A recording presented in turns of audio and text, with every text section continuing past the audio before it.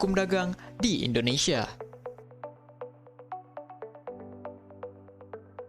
Kita akan membahas tentang sejarah hukum dagang yang ada di Indonesia. Bermula, perkembangan hukum dagang di dunia telah berlangsung pada tahun 1000 hingga 1500 pada abad pertengahan di Eropa. Kala itu, telah lahir kota-kota yang berfungsi sebagai pusat perdagangan seperti Genoa, Venesia, Marseilla, Florence, hingga Barcelona. Meski telah berlaku hukum Romawi atau Corpus Juris Civilis, namun berbagai masalah terkait perdagangan belum bisa diselesaikan. Maka dari itu dibentuklah hukum perdagangan, Koopmansrecht. Saat itu hukum dagang masih bersifat kedaerahan.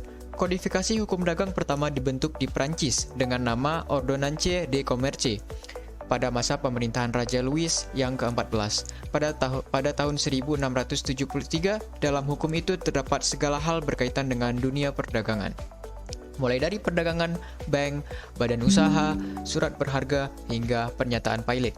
Pada tahun 1681 lahirlah kodifikasi hukum dagang kedua dengan nama Ordonnance de la Marine.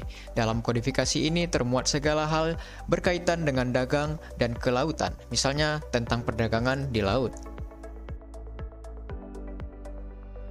Kedua hukum itu kemudian menjadi acuan dari lahirnya Code de Commerce, hukum dagang baru yang mulai berlaku pada 1807 di Prancis.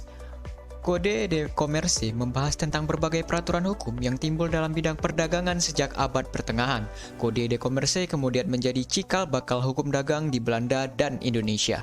Sebagai negara bekas jajahan Prancis, Belanda memberlakukan Wetboek van Koophandel yang diadaptasi dari Code de Commerce. Meski telah dipublikasi sejak 1847, penerapan Wetboek van Koophandel baru berlangsung sejak 1 Mei 1848. Lalu Belanda menjajah Indonesia dan turut mempengaruhi perkembangan hukum dagang di Indonesia.